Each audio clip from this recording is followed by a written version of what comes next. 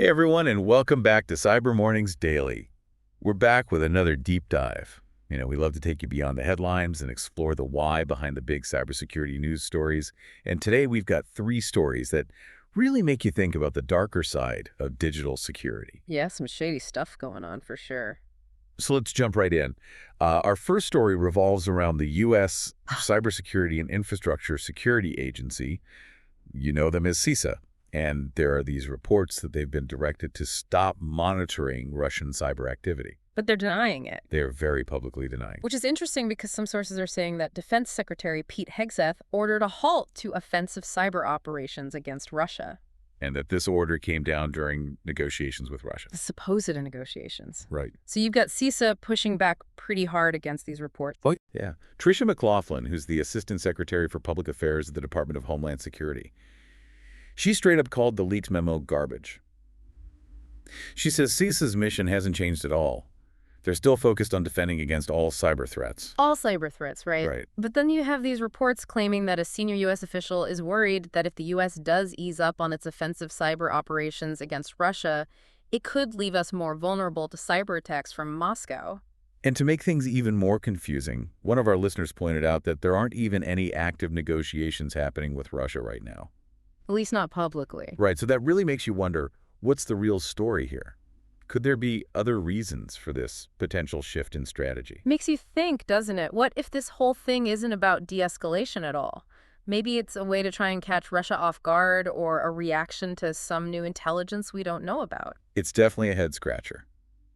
Ignoring a major player in the cyber world like Russia seems like a risky move, especially with their history. Yeah, they're not exactly known for being passive. No, not at all. Okay, so let's move on to our next story.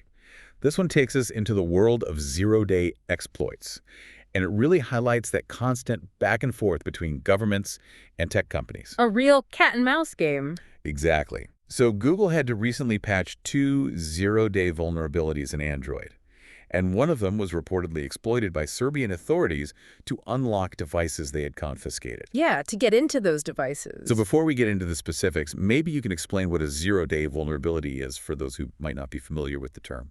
Sure. So basically, it's a flaw in software that the developers don't even know about yet. Oh, so it's like a secret backdoor into a system? Exactly, and someone else has already found it and is using it to their advantage. So there's no catch available, no fix. Nope. That sounds pretty scary.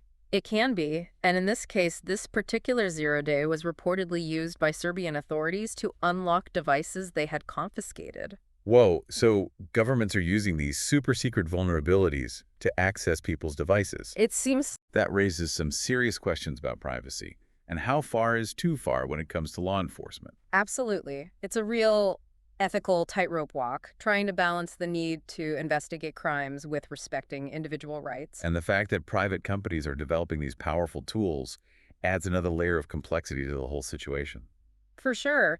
So this case is particularly interesting because the tool they used to exploit this vulnerability was reportedly developed by Celebrate. Which is an Israeli digital forensics company. Right. Okay, so technically speaking, what were these vulnerabilities all about? Well, one of them involved the Linux kernel's driver for human interface devices. Which basically controls how things like your keyboard and mouse talk to your system. Exactly. And the other one was a privilege escalation vulnerability in Android framework. And without getting too technical, what does that mean? Well, essentially, it could allow an attacker to access sensitive parts of your device that they shouldn't be able to get to. I see.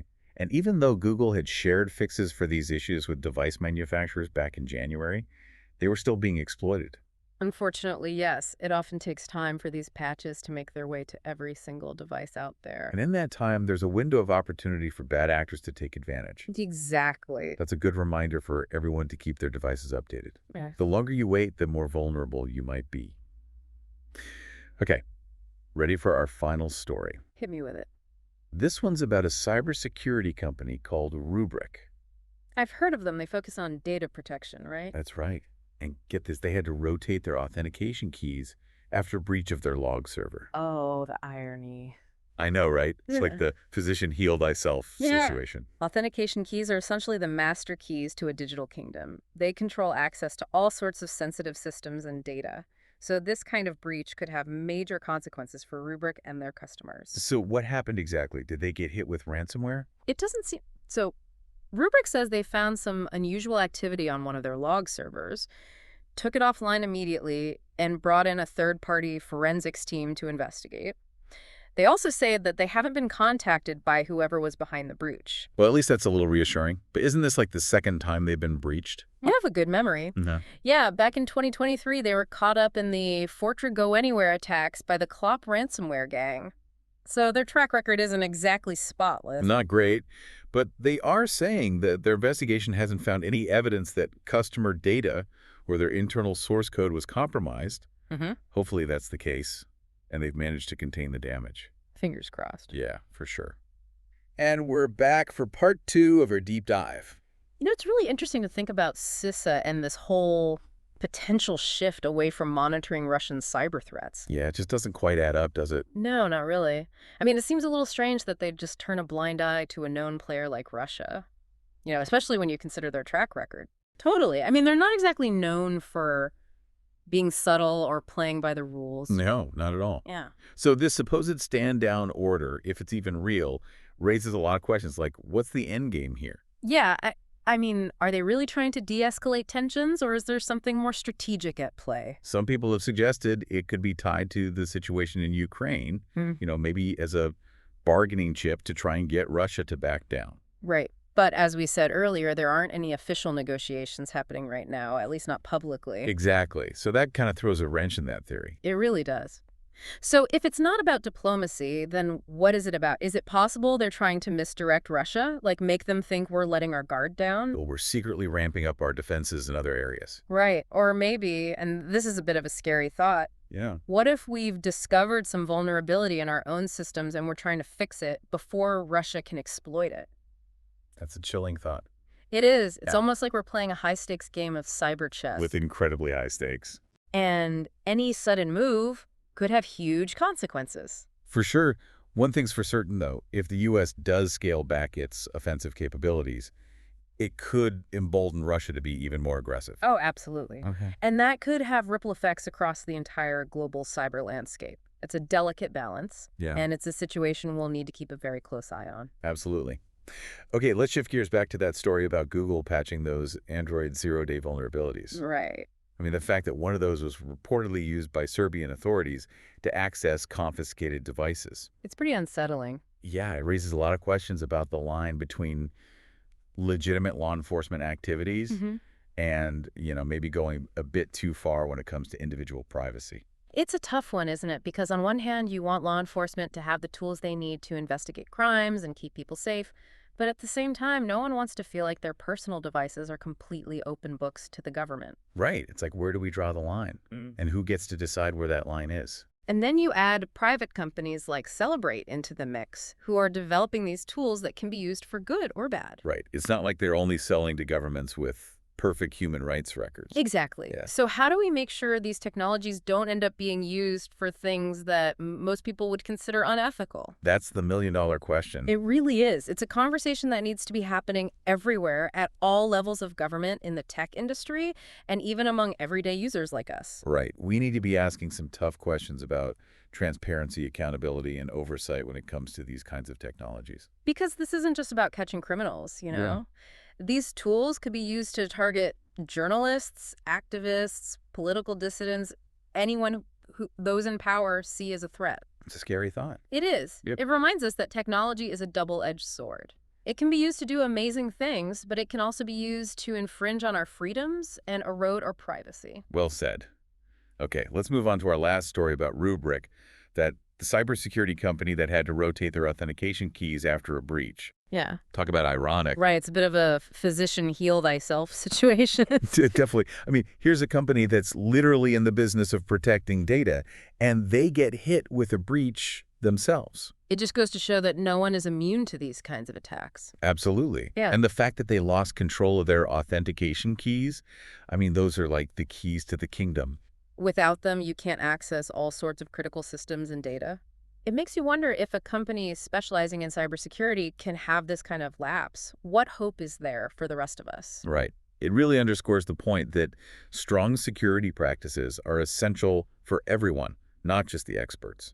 So what can we learn from this? What steps can people and organizations take to protect themselves from these types of breaches? Yeah, what are the key takeaways here? Well, first of all, everyone needs to remember that security is an ongoing process. It's not a one-time fix. Right, you can't just set it and forget it. Exactly. You need to constantly evaluate your systems, look for vulnerabilities, and update your defenses. And it's not just about having the latest security software. You also need strong policies and procedures in place, and you need to make sure your employees are trained on those policies. Absolutely. Human error is still one of the biggest weak points in any security system. Yeah, So it's crucial to educate your employees about things like phishing scams, strong passwords, and multi-factor authentication. right, it's like locking your doors and windows. Yeah, It's not foolproof, but it makes it a lot harder for someone to break in. exactly. And don't forget about having a good incident response plan. Because no matter how good your defenses are, there's always a chance that something will slip through the cracks. Exactly. You need to be prepared to deal with a breach quickly and effectively to minimize the damage. That means having a clear plan in place, knowing who to contact, and having the right tools and resources ready to go. Great advice. Welcome back to Cyber Mornings Daily. We're wrapping up our deep dive today. And, before we go, I think it's worth taking a minute to step back and think about these stories we've covered and what they tell us about the state of cybersecurity. It's been a wild ride, hasn't it? I mean, from government agencies maybe shifting strategies to zero-day exploits being used by authorities, and even a cybersecurity company getting breached themselves. It's a lot to take in. It really is. And I think the thing that stands out to me the most is how these stories really highlight that line between offense and defense in the cyber world and how it's becoming increasingly blurry. That's a great point. It used to be, a lot more clear-cut who the good guys were and who the bad guys were. You had security researchers finding vulnerabilities and patching them, and then you had the attackers, trying to exploit those vulnerabilities. Right, but now it seems like everybody's getting in on the game of finding and exploiting vulnerabilities, whether it's governments using zero-day exploits for surveillance or private companies developing these super powerful hacking tools that could be used for good or for evil. It really makes you wonder who you can trust. It does.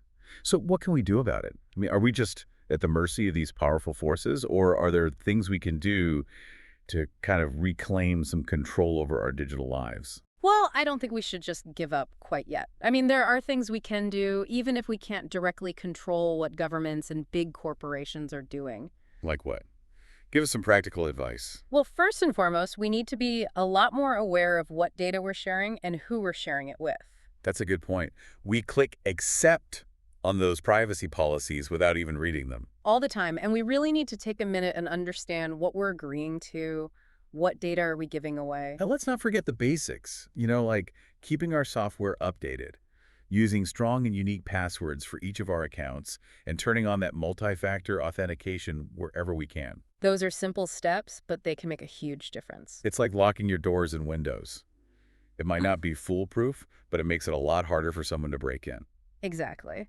And we should also remember to be skeptical about everything, especially online. Phishing attacks are getting really sophisticated, so be careful about what links you click on and what attachments you open. If something seems too good to be true, It probably is. exactly. So it's all about being proactive and taking responsibility for our own digital security. We can't rely on governments or companies to protect us. We need to be informed and empowered to make smart choices ourselves. Well said. At the end of the day, knowledge is power. The more we understand about the threats out there and how to protect ourselves, the better off we'll be in this ever-changing digital world. And on that note, we're going to leave you with one final thought to think about. In a world where digital forensics and exploit development are becoming more and more sophisticated, how can we as individuals make sure that our privacy and our data stay protected even against these powerful adversaries who have access to these incredibly powerful tools? It's a tough question, and there's no easy answer, but it's definitely something we all need to be thinking about. Absolutely. Well, that wraps up our deep dive for today. Thanks for joining us, and until next time, stay safe, stay informed, and keep those digital shields up.